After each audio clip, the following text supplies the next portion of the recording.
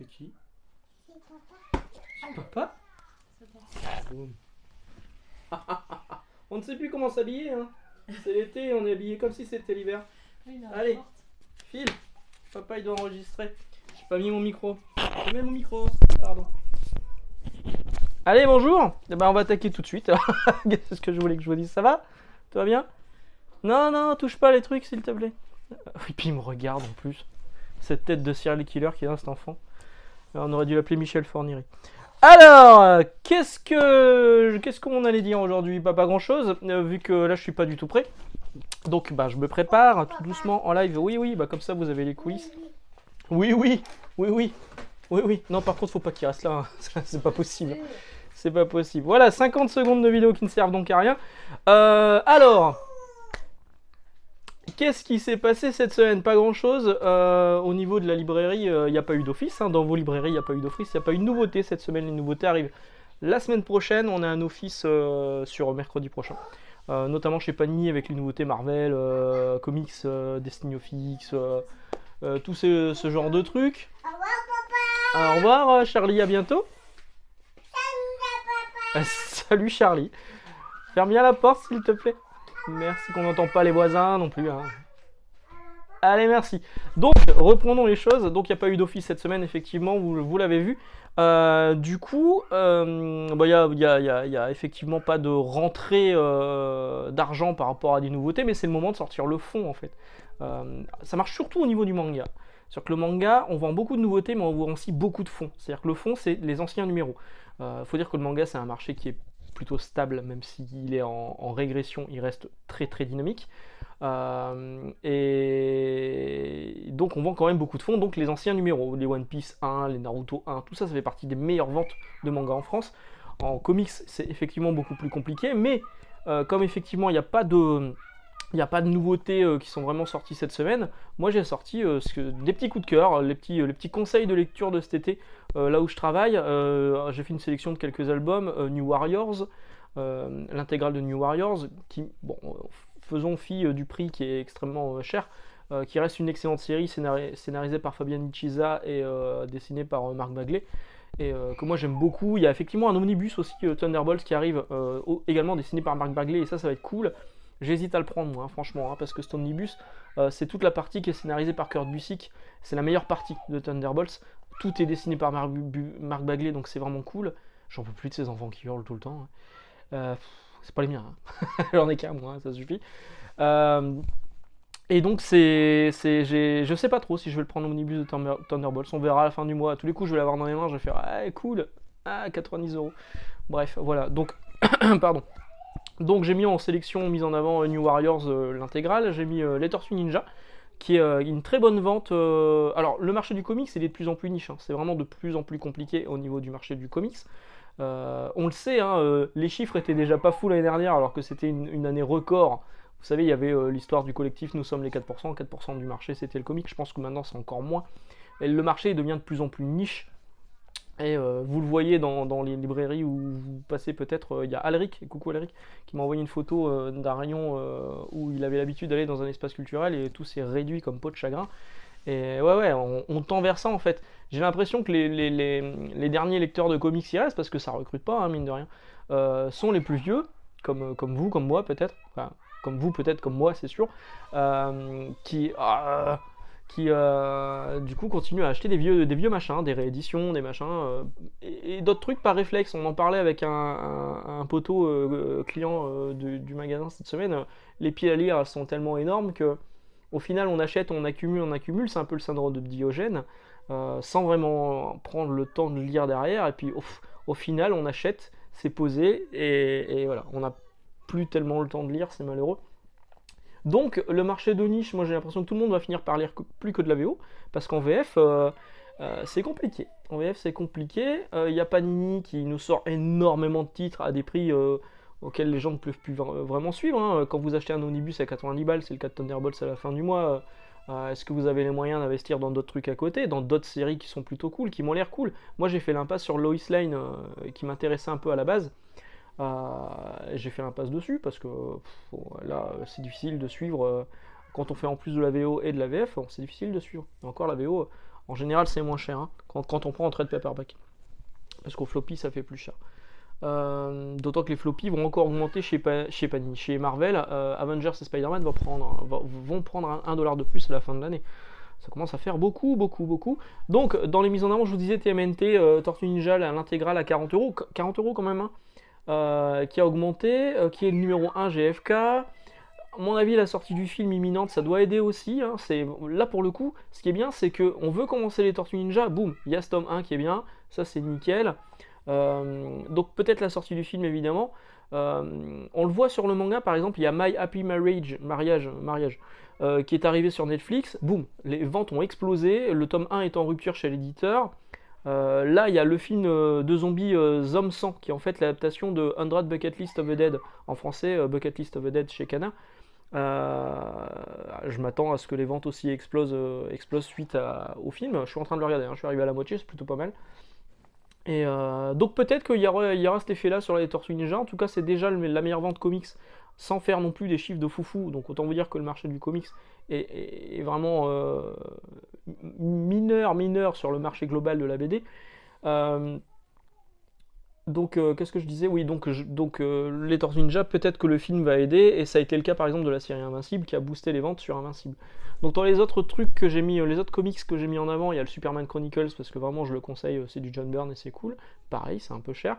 La Nuit de la Goule, que moi j'ai beaucoup aimé et qui peut plaire à un public fan de films d'horreur ou de comics de genre, hein, là clairement on est dedans. Faute d'un clou parce que c'est du Alan Davis, donc moi vraiment ça je le recommande également, même si au niveau du scénario c'est pas non plus complètement fou, c'est du bon Alan Davis au niveau du dessin. J'ai mis Do Powerbomb que tout le monde a apprécié, hein, vraiment c'est très bien, de Daniel Warren Johnson avec le collector, je crois qu'il m'en reste un. J'ai mis le Spider-Man de Todd McFarlane disponible en Icons qui sortira en omnibus. Non, celui qui sort en omnibus, c'est les épisodes de David Michelini. Donc ceux-là, ils sont aussi disponibles en Icons, en 2 Icons. Celui que j'ai mis en avant... Il est là. Pardon, hein, du coup, je fais tout en live. Parce que, normalement, je devais... J'entends mon fils qui s'approche. Je devais tout préparer et puis j'ai pas eu le temps. Donc oui, j'ai mis celui-ci en avant, le Spider-Man de McFarlane. Donc les épisodes de Todd McFarlane sur la série Spider-Man Adjectiveless. Comme on ne l'appelait pas à l'époque, on disait juste Spider-Man de McFarlane. Donc j'ai mis ça, l'Icons qui est encore disponible. Parce que c'est vraiment des super épisodes. Et parce que McFarlane, il est au top là-dessus sur Spider-Man. J'ai mis Hunter Killer pour, alors en précisant bien, pour les fans des comics des années 90, même si c'est sorti début 2000, on est clairement dans la mouvance Topco avec une apparition en plus de Cyberforce dedans, et c'est dessiné en partie par Marc Silvestri, il y a aussi du Kenneth Rocaford, mais c'est vraiment cool Hunter Killer, enfin, je vais pas vous le survendre en disant que c'est un truc super bien, c'est le scénario de l'année, machin, non, on passe un bon moment de lecture, et on se régale les mirettes avec du Silvestri. Voilà, j'aurais pu mettre Apparition, j'ai failli mettre Apparition bizarrement, chez moi, il a été encodé, c'est-à-dire que quand on crée les fiches produits, on les catégorise. Il n'a pas été encodé en comics, il a été encodé en franco-belge. On en a mis quelques-uns en franco-belge, et c'est là que ça marche le mieux. Effectivement, c'est un grand format, effectivement, c'est un récit complet en un seul volume, et il trouve plus son public au niveau du rayon franco-belge que du rayon comics. Est-ce qu'à un moment, est-ce que le rayon comics va pas fusionner avec le marché du franco-belge? Je ne sais pas. Je vous le dis, hein, marché de niche. Marché de niche. Hein. Et c'est malheureux, mais c'est comme ça. Tellement marché de niche que un comics va bientôt sortir labellisé manga. Et oui. Alors ça va sortir normalement en 2024, non pas chez Panini Comics, mais chez Panini Manga. C'était déjà paru en France en graphic novel chez Panini il y a une paire d'années. Moi j'ai les floppies américains, c'est Snicked, une histoire de Wolverine par Tsutomu Ei, qui est Tsutomu Ei, je le dis bien, qui est le dessinateur et créateur de Blame, de Biomega, donc quelqu'un qui est très réputé au niveau du manga. Je suis pas fan moi, le trait me plaît pas super des masses, l'histoire bon, ça me passionne pas non plus. Mais je les avais eu à pas cher, donc tous les floppies, il y a 5 numéros qui étaient sortis, 5 chapitres qui étaient sortis, et ça c'était sorti en graphic novel chez Panini.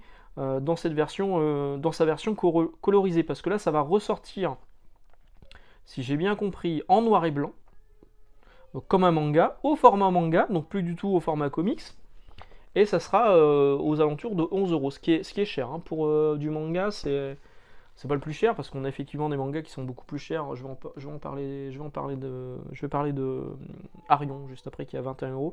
On a des mangas de luxe qui sont à 16 balles. Là, c'est quand même 10,90 € pour un truc qui va pas être très gros hein, parce que je vous dis, c'est 5 chapitres. Ouais, c'est un petit volume de manga quoi. Là, je vous les montre vite fait. Donc le design de Wolverine il est plutôt sympa, c'était sur la période de Grant Morrison, il y a d'ailleurs un clin d'œil qui est fait par l'auteur à Grant Morrison sur la toute dernière page du comics slash manga. Bon moi je l'ai vraiment pour la blague. Les couvertures sont sympas, c'est sûr. Voilà, et ça c'était le dernier numéro sorti, ça date d'il y a quand même une paire d'années. Hein. C'était quand ça? Novembre 2003, ça fait 20 ans quand même. Hein. Ça fait 20 ans que c'est là. Voilà, donc ça ressort en manga dans quelques temps chez Panini Manga. Voilà. Chez Panini Manga. Qu'est-ce que je vous disais? Oui, donc oui, le marché du comics, machin, tout ça. Bon, bref, on en a reparlé, on en a parlé déjà la semaine dernière. Le marché, j'ai l'impression que je dis beaucoup marché dans cette vidéo. On retrouve pas les chiffres qu'on a eu l'année dernière. Mais c'était une année record et ça tourne difficilement le comics. Le manga ça tourne mieux, c'est sûr. Le manga ça tourne mieux. Le franco-belge, le franco-belge, pareil, ça marche que sur des. Il y a la BD jeunesse qui fonctionne plutôt bien, mais le franco-belge, la BD de papa, comme on dit, ça ne marche que pareil sur des gens qui sont de plus en plus vieillissants, moi j'ai l'impression. Hein. Par contre, donc, effectivement. Comme on n'a pas de nouveautés, on met en avant les coups de cœur, mais on met aussi en avant les produits dérivés. Moi, je gère également les produits dérivés là où je travaille, et cette semaine, j'ai vendu des grosses pièces. Des trucs de Tintin qui coûtent hyper cher, des trucs de Zelda aussi. Et c'est le moment de mettre en avant ces produits-là, de les ressortir un peu, parce qu'il y a des gens qui partent en vacances, il y a des anniversaires, il y a des machins, et qui veulent se faire plaisir, ou alors ils partent pas en vacances et ils ont un petit peu d'argent, ils veulent se faire plaisir, ils achètent une belle figurine. Et ça c'est cool. Donc effectivement, même s'il n'y a pas de nouveauté, on peut compenser avec le fond de rayon et des séries qui habituellement sont noyées dans la masse, hein, qui sont rangées un peu comme ça, comme là, hein, rangées dans le rayon, donc on fait pas forcément attention. Là, c'est le moment de les mettre en avant. C'est aussi ça le boulot de libraire en fait, c'est savoir aiguiller les bons comics aux bonnes personnes et au bon moment aussi. Donc je vous disais tout à l'heure Arion, un manga qui est assez cher, donc c'est celui-ci, c'est sorti chez Naban. Ça sera le premier tome sur 3, il est gros, hein, il est gros comme ma tête, plus gros que ma tête. Tome 1 sur 3, un travail monstrueux fait par Naban parce qu'en fait il n'y avait pas de fichier HD des planches, donc ils ont récupéré toutes les planches qu'il y avait sur l'édition Deluxe japonaise, ils les ont scannées, ils les ont nettoyées. Et du coup on récupère quelque chose qui est vraiment qualitatif, le papier il est vraiment bien, c'est 21 € effectivement, mais franchement c'est un gros pavé, pour moi ça vaut le coup. Si vous aimez les histoires de mythologie grecque, vous pouvez y aller. Bon après c'est Yoshikazu Yasuhiko, là c'est sa première œuvre, son premier succès. Le style est peut parfois faire penser à du Leiji Matsumoto par moment, il y a des trucs, vous voyez ce genre de tête, hein, ça me fait penser un peu à du Leiji Matsumoto. Mais ouais, c'est cool et j'attends vraiment que Venus Wars débarque chez Naban. En tout cas, c'est très rassurant au niveau de la qualité d'édition chez Naban. Sinon, cette semaine, donc j'ai fini de lire Naomi saison 2, ça y est, c'est vraiment la fin. Est-ce qu'on va l'avoir en VF? On a eu la saison 1 en VF, j'espère vraiment qu'on aura la saison 2 parce que c'est vraiment la fin de Naomi. Et comme Bendis se barre de chez DC Comics, on lui dit bon bah range tes jouets. Et là il se débarrasse de Naomi. Mais on en parlera dans la vidéo sur la Justice League de Bendis. J'entends encore mon fils. J'ai reçu ça également cette semaine, donc du Mark Millar American Jesus, qui est le 3e et dernier tome, la fin de la trilogie American Jesus. Donc ça coûte 9,99$ parce que c'est franchement pas épais. Il y a 3 issues dedans, 3 floppies. 9,99$ et en France ça sort le 16 août pour 16€. C'est un peu plus cher. Et bah ouais, c'est un peu plus cher. Pourquoi? Parce que vous payez le cartonné. Il y a ça aussi qui sort bientôt. Regardez, celui-ci c'est un petit format. Petit format. En France, c'est un format comics classique. La version américaine, je vous avais déjà montré les trade paperback précédents, est un peu plus petite, un peu plus digest. Là, du coup, elle coûte vraiment pas cher en version US, elle est à 13,99$, quand nous, ce sera 19€. Ça sort le 30 août, 19€, 14$, format plus petit, format souple, effectivement, mais putain, 19 balles, je l'ai pas encore lu, hein, c'est Scotty Young et Humberto Ramos, c'est leur dernier passage sur la série. J'ai plutôt hâte de le lire, celui-ci c'est plutôt cool. J'ai eu également le deuxième tome de Daredevil et Elektra en VO, il s'appelle Daredevil Elektra, mais en VF c'est bien la nouvelle série Daredevil par Zdarsky, The Red Fist Saga, qui a été traduit en français par la saga du Point Rouge, donc bon, logique. Pareil, ça coûte 16$ aux États-Unis, quand en France on va le payer 18€. Ça sort le 23 août. Bon, j'en reparlerai peut-être la semaine prochaine, il me faut juste le temps de le lire. Sinon, j'ai eu le plaisir de voir cette semaine mon camarade Noël Gourvi, qui est passé me faire un petit coucou et qui était sur l'île et qui m'a offert ça. Ça, en fait, c'est une BD qui est en crowdfunding et qu'on peut retrouver dans une boutique spécialisée sur l'île qui s'appelle Crowdfunding, que je vous recommande. J'ai malheureusement pas eu le temps d'y passer encore. Ça s'est lancé il y a un an, je crois, un peu moins d'un an peut-être. Et donc on retrouve toutes les BD qui sont en crowdfunding habituellement, on les retrouve là-bas directement, on n'est pas obligé de passer par internet, c'est disponible en physique dans la boutique et ça c'est cool. Voilà. Sinon, qu'est-ce que je voulais vous dire de plus? Pas grand-chose. Si. Bon, je vous le dirai après. Là, ça fait 13 ans que je suis dans ma boîte. Ça fait pas 13 ans que je suis libraire parce que j'ai eu plusieurs types de rayons. Mais ça fait 13 ans que je suis dans ma boîte et ça fait ces 13 ans-là marquent aussi la fin de la collaboration avec ma très chère amie Mademoiselle Manhattan, qui nous quitte, qui a démissionné, et c'est pas la seule à démissionner en boîte en ce moment. Mais là, ça me fait vraiment chier. Ça me fait vraiment chier parce que bah, c'est ma pote quoi. C'est elle qui m'a fait rentrer dans la boîte et elle s'en va avant moi. Je t'embrasse. Voilà. Et sinon, la semaine prochaine, donc il y aura une vidéo mardi, il y aura une vidéo jeudi, mais vous me retrouverez également vendredi sur la chaîne 10h47, l'heure du comics, en podcast, mais aussi en vidéo. Vendredi à 10h47, voilà, vous aurez ma tronche avec les camarades de l'heure du comics, et je vous invite vraiment à découvrir leur chaîne YouTube et leur podcast. C'est vraiment plutôt sympa. Et les mecs sont plutôt calés en Batman, donc ça c'est cool. Voilà, bah sur ce, je vais vous laisser là. Excellente journée, excellente lecture. On se retrouve mardi. Le marché va mal, mais ça pourrait être pire. Ça peut toujours être pire. Moi, pour l'instant, ça se passe plutôt bien. J'arrive à garder mon rayon tel qu'il est. Mais pour combien de temps, je ne sais pas. Donc, je ne vais pas vous dire d'acheter. Vous faites ce que vous voulez. Ce que vous voulez de votre pognon. Si vous achetez d'occasion, achetez d'occasion. Hein. Ce que je vous dis, vous voulez acheter en VO, vous les achetez en VO, vous voulez acheter sur Amazon, achetez sur Amazon. Bon, c'est plus chiant sur Amazon, mais c'est mieux de prendre chez un libraire indépendant. Mais vous faites ce que vous voulez, j'ai rien à vous... J'ai pas de leçon à vous donner là-dessus. Voilà, allez, excellente journée, on va pas débattre pendant des heures là-dessus. Et ben à mardi du coup. Ciao.